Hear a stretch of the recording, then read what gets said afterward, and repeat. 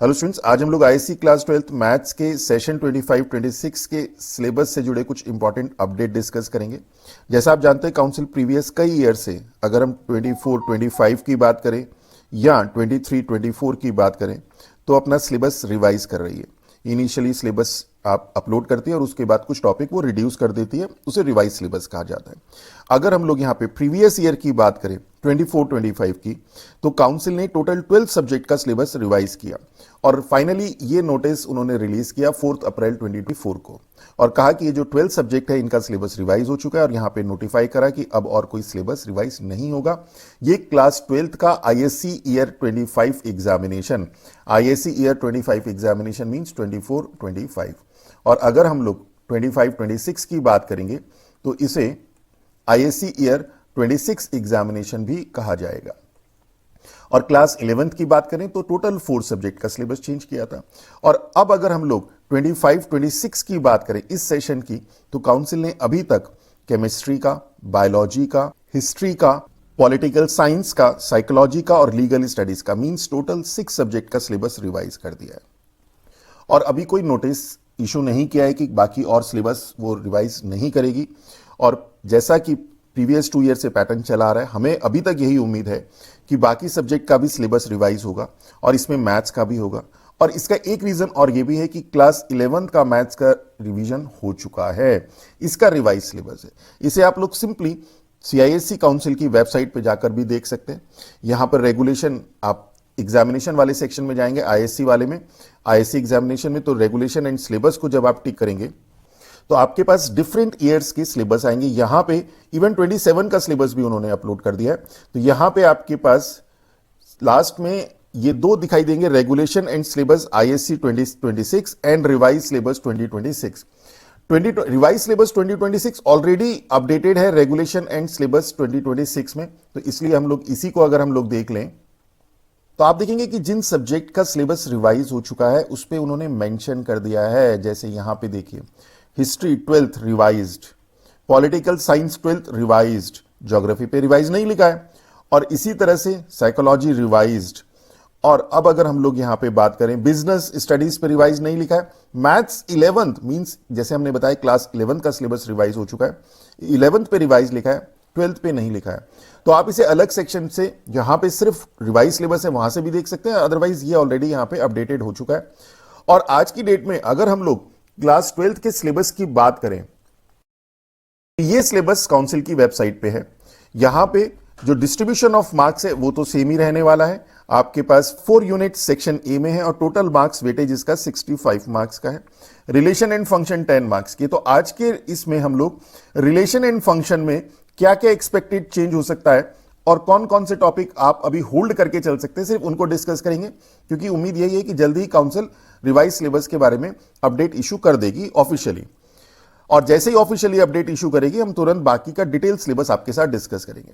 अभी फिलहाल अगर हम लोग मार्क्स डिस्ट्रीब्यूशन की बात करें तो relation and function 10 marks, algebra 10 marks, calculus 32 marks, probability 13 marks, और सेक्शन बी या सेक्शन सी में से कोई एक सेक्शन लेना है। अब स्टूडेंट कहते हैं कि सर कौन सा सेक्शन ले, तो जो कंपिटेटिव एग्जाम्स की तैयारी कर रहे हैं उनको तो सेक्शन बी हम सजेस्ट करेंगे, हालांकि उसमें उनको लीनियर प्रोग्रामिंग भी करनी पड़ेगी। और जो सिर्फ बोर्ड एग्जाम को टारगेट कर रहे हैं तो वो सेक्शन सी चूज कर सकते हैं। अगर हम इस बार के पेपर की बात करें 2025 के, तो सेक्शन सी का पेपर बहुत इजी था, बहुत easy as compare to the previous year.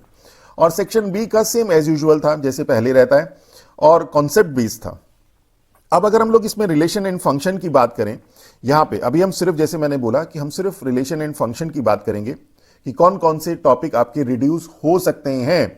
Confirm नहीं है बट हो सकते हैं, आप होल्ड करके चल सकते हैं अगर आप चाहें तो उसमें आपके पास ये जो कंपोजिट फंक्शन है, कंपोजिट फंक्शन और बाइनरी ऑपरेशन, ये टॉपिक प्रीवियस 2 ईयर से रिड्यूस हो रहा है और इस बार भी उम्मीद है कि रिड्यूस होगा। और graph of inverse trigonometric function, यहां पर 2 चैप्टर हैं इस टॉपिक में, इस यूनिट में। यूनिट नंबर 1 में 2 चैप्टर हैं। First chapter is relation and function and second chapter is inverse trigonometric function ITF.